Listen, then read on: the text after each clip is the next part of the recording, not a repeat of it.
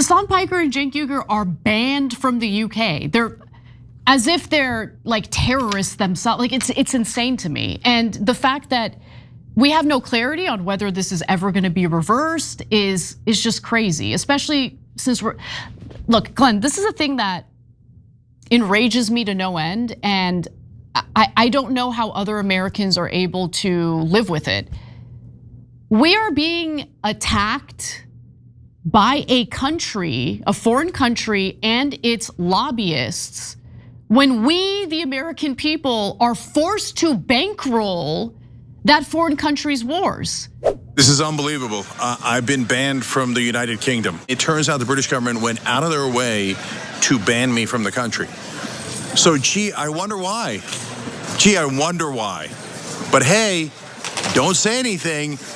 They're allowed to ban you. You're not allowed to say anything about it. This is a real seismic shift that is taking place in Western democracies right now. We are killing the most redeemable aspects, the most redeemable fundamentals of Western liberal democracies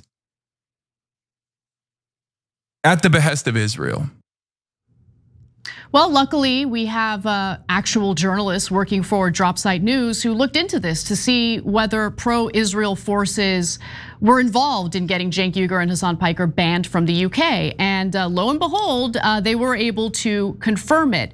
British Prime Minister Keir Starmer, who is a member of the Labour Party, is supposed to be, a left-leaning politician within a left-leaning group. But an investigation by Dropsite News has revealed that Labour has been hijacked by a think tank that's called Labour Together. It was created back in 2015. Now, Labour Together has some very significant goals, objectives, and they seem to be effective in accomplishing them.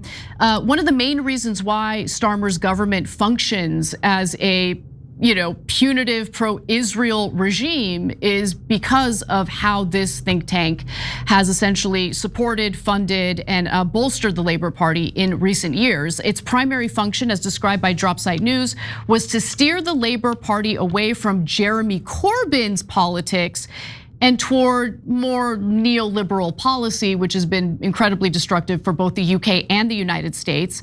And there are a number of figures involved, including Sir Trevor Chin. He is a donor to Labour Together and served as one of the organization's board members. But his primary cause is Israel. In 2013, he literally stated the following: "I spent my entire life working for Israel." Chin has worked tirelessly to, it's amazing, right? They just say it out loud, Glenn. They say it, they admit it, and then when it's better that way. It is, but then when you just draw attention to it, people accuse you of being an anti-Semite. It's amazing. Exactly. Yeah. So there's other figures involved in this, but it gives you a better understanding of what has happened to the Labour Party, which, to be quite honest, their treatment of Corbyn was despicable to begin with. And ever since then, you have this think tank pushing the Labour Party even further away from Jeremy Corbyn's politics. So I wanted to get your thoughts on all of this, because you see this happening in the US, in the UK, in the media. Media is getting snatched up by Zionist forces. What do you make of all of this?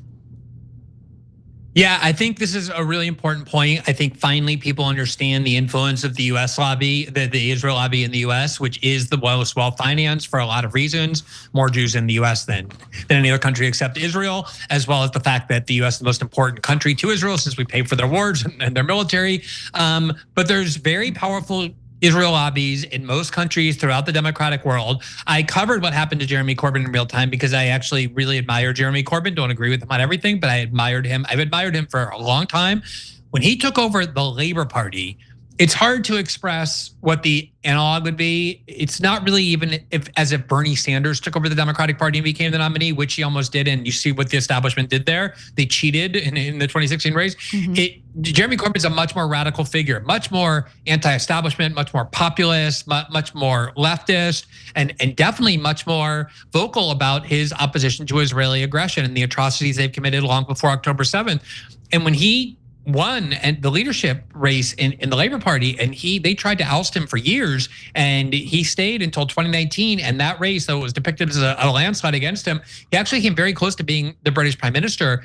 That is when they panicked. They completely overhauled the Labor Party with money, with rule changes. They really just hit the panic button. Huge amounts of money pouring into the Labor Party to turn it into this utterly pro-Israel Zionist party.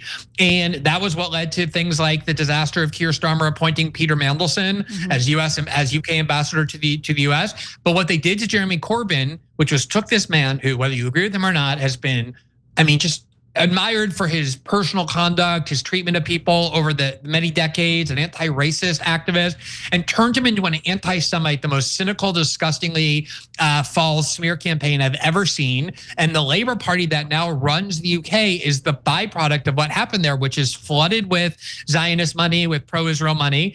And that, of course, is what led to the UK, the Labor left government. This is the Worker Party, the Labor Party, banning Cenk and Hasan, obviously due to their advocacy in opposition to Israel. Why? Just the UK is the place where the Magna Carta was founded, one of the homes of the Enlightenment. That's like where free speech emerged from. And now you see, as exactly Hasan said in that clip, I've never seen threats to free speech, which has been the primary cause of mine for decades as a lawyer and journalist, being as threatened as it's being threatened now, not just in the US, throughout Europe, here in Brazil, throughout the democratic world, laws and all kinds of institutional changes being enacted to destroy free speech in service of this foreign country. It is incredibly alarming, and it's hard to overstate how severe it is. It's incredibly severe. And so, Hasan, Piker, and Cenk Uygur are banned from the UK. They're as if they're like terrorists themselves. Like it's insane to me. And the fact that we have no clarity on whether this is ever going to be reversed is just crazy, especially since look, Glenn, this is a thing that enrages me to no end. And I don't know how other Americans are able to live with it. We are being attacked by a country, a foreign country, and its lobbyists when we, the American people, are forced to bankroll that foreign country's wars. We, the American people, are forced to provide military aid to that foreign country that's getting Americans banned from the UK, that's getting Americans smeared as anti-Semites, when in reality they have a problem with the endless bloodshed that's going on in the Middle East, the endless attempts at expanding Israel's borders, which of course ends up killing, innocent civilians and just leads to nonstop conflict in the Middle East that we get dragged into.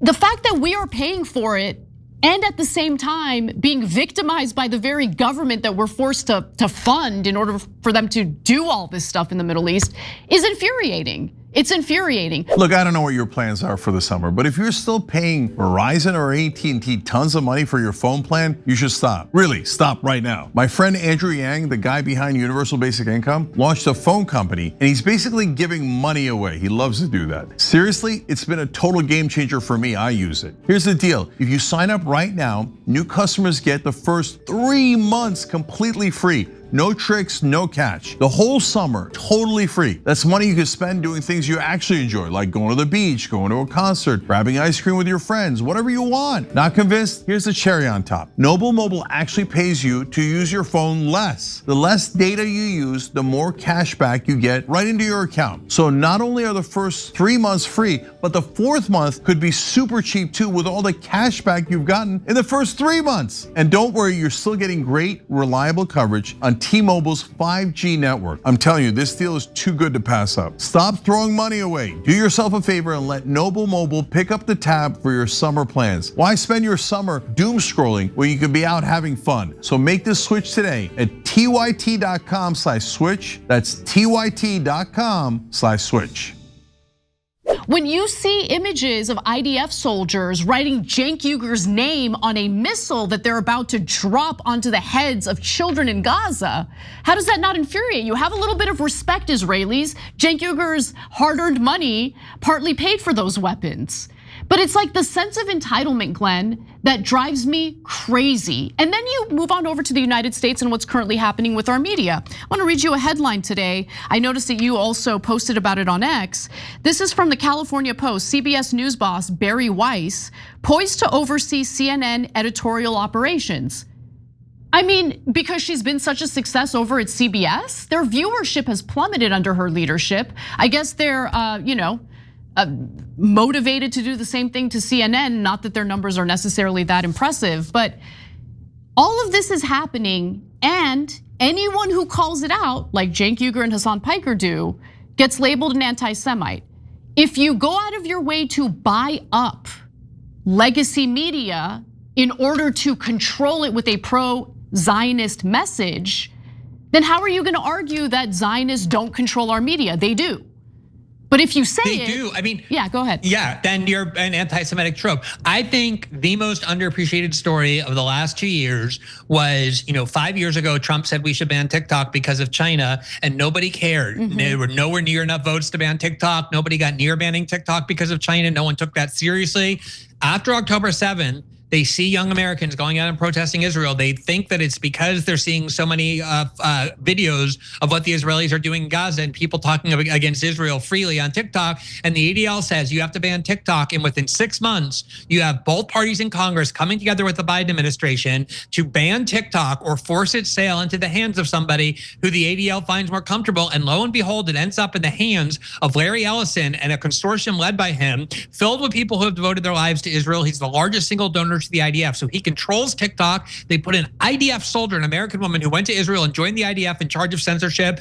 You now have the Ellisons, the same Ellisons, buying up CBS, buying CNN, buying Paramount and Warner Brothers, controlling our entertainment. They don't care about making money. Larry Ellison is the second richest man on the planet. They care about turning these influential media outlets into outlets for Israeli propaganda, and most importantly, not allowing dissent or criticism of Israel to be banned. Our liberties are being threatened as Americans, our most fundamental ones that we're taught to cherish from childhood, in service of this foreign country. It is infuriating beyond belief. It is infuriating beyond belief. And the very people who have built their entire media career on the notion of protecting free speech, people like Ben Shapiro, are now celebrating. Or Barry Weiss. Or Barry Weiss are now celebrating Hasan Piker and Cenk Uygur being banned from the UK. They're so dangerous. And in fact, Ben Shapiro on now multiple occasions has lied and said that Hasan and Cenk both want to see as many Jews slaughtered as possible in the Middle East. It's disgusting. It's absolutely disgusting. But if you are on the side of the Zionists and you get offended by anyone who says that our media is controlled by Zionists, how are you gonna argue that when increasingly legacy media is getting bought by Zionist interests like the Ellisons, and putting someone like Barry Weiss, in charge of editorial decisions? And how do you do that at both CBS and CNN at the same time? It's just absolutely absurd. Every time you ring the bell below, an angel gets his wings. Totally not true, but it does keep you updated on our live shows.